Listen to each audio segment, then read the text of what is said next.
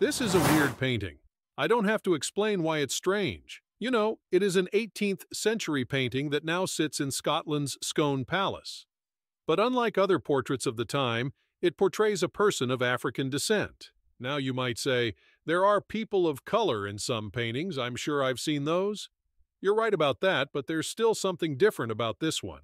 Can you guess what it is? The portrait of Dido Elizabeth Belle Lindsay and her cousin Lady Elizabeth Murray. Whoa, is that a mouthful?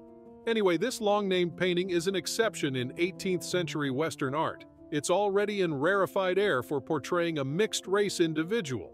But what makes it even more unique is that this person is not confined within a hierarchy. For instance, take a look at the restored version of the Belisaire and the Frey children, a painting we've covered here on the channel. In that painting, there's no doubt as to who the servant is. If the skin color does not give it away, the placement and general demeanor certainly do. And even though he's restricted to a corner, someone found him distracting enough to have him removed from the painting. So why was this painting okay? Who painted it? How was it received? And most importantly, who is this girl? The painting is often simply known as Belle and Elizabeth, and it's the first half that we're concerned with. There are plenty of Elizabeths in Western art, not enough Belles. Born around 1761 to an enslaved African woman named Maria Belle, she was known as Belle around the house. But what house? How did she get to the said house? Hold your horses, we're getting to that. A 14-year-old Caribbean slave, Maria Belle, was being hauled to Europe aboard a Spanish ship. Here, she was impregnated by a British naval officer by the name of Sir John Lindsay. Now, when Mr. Lindsay landed back in London, he passed the child on to his uncle. How and when she received her status as a free woman is unknown. Maria Belle, the mother, stayed with Lindsay. At this point, it should be noted that Mr. Lindsay had 5 different illegitimate children with 5 different women. Doesn't feel right to make a snide remark here, but you know there's something there. The Earl and the Countess lived at the Kenwood estate in Hampshire, just outside London. They were childless and were already raising their great niece, Lady Elizabeth Murray, the other girl in the picture. The new arrival, the younger Belle, was baptized as Dido Elizabeth Belle. Maybe the family thought that Elizabeth would get a playmate this way. Kind of how they say that you should always get 2 cats because then they have someone to play with. The same logic was applied here, except with human children. And I have to say it's hard to find fault with it. You might be thinking, maybe they would have thought that Belle would make a great attendant for Elizabeth once they've had grown up. This, however, is not how things turned out. The reason? Lord Mansfield, her great-uncle William Murray, was a strong abolitionist, and he would go on to make some important decisions in this regard. In 1783, he presided over a famous court case about the insurance of African slaves thrown overboard from a slave ship. The incident, remembered as the Zong Massacre, was an important historical event concerning the outlook of slavery in Britain. Returning to accounts of his personal life, however, we know that Belle received an education just like her cousin and enjoyed an affectionate relationship with her uncle. In his will, Lord Mansfield left Belle an annuity of £100, 5 times her previous yearly allowance. Now, we need some context here. Obviously, everybody knows that the 18th century was a very racist time in many parts of the world. But at this point, the transatlantic slave trade was almost at its peak. Slavery was not officially legal in Britain, but it was quite common. What with the flow of African slaves in the market, it was the kind of an inside joke between slave traders and government representatives. Africans were bought and sold in as slave-esque manner as they possibly could have. So within that sort of environment, how was this young woman allowed to be a part of British high society? Common sense would dictate that she would have to bear the shame of illegitimacy.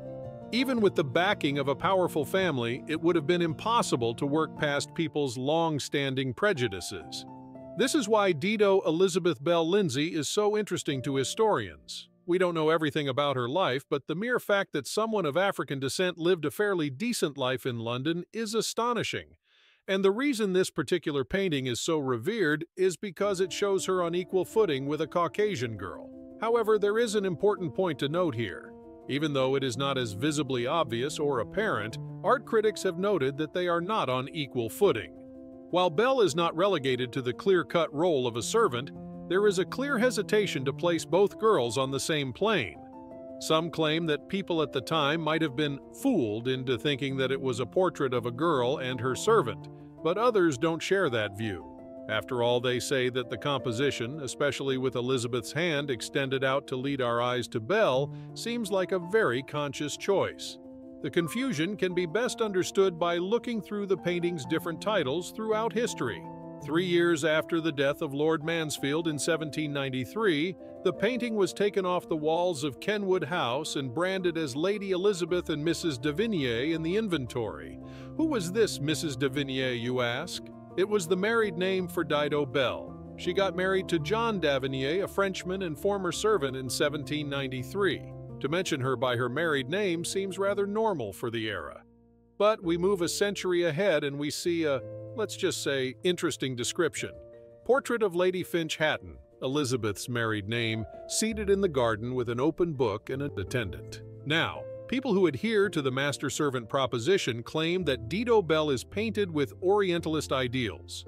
But since historical records show that Dido Belle was clearly not a servant, those people should hand in their art critic cards. Today, art historians say that fashion from the colonies was making its way to Europe, so it's not that unusual that she's wearing them. To understand whether she was the object of Orientalist desire led historians on a long journey, the most important question being, who painted this picture? The initial consensus was Johann Zoffany, a German neoclassicist painter who worked in England for a long time. However, research revealed that he was not in Britain at the time, so now the consensus is that a Scottish painter named David Martin did the portrait in the style of Johann Zoffany.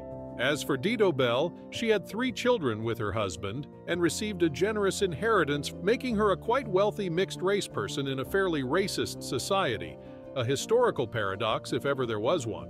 In recent times, the portrait of Dido Elizabeth Belle Lindsay and her cousin Lady Elizabeth Murray is considered an outlier in Western art. There have been plenty of plays about the Dido Belle's life, celebrating it for flipping the script of the established status quo of the 18th century. Even a biographical feature film in 2013 titled Belle took a look at the intricacies of her unique life. But one has to ask, how much of a difference does it make? When one considers the number of slaves that were sold thanks to the transatlantic slave trade, one cannot help but humble oneself. The fact that one woman of color got to live a life of comfort, even luxury, does little to redeem the attitudes of European societies against other cultures and slavery. On the other hand, that is not the point. The defiance of William Murray and David Martin to work against the currents of their time should be applauded. And all that for what? Just a little bit of compassion and kindness toward their fellow human beings, something we should never take for granted.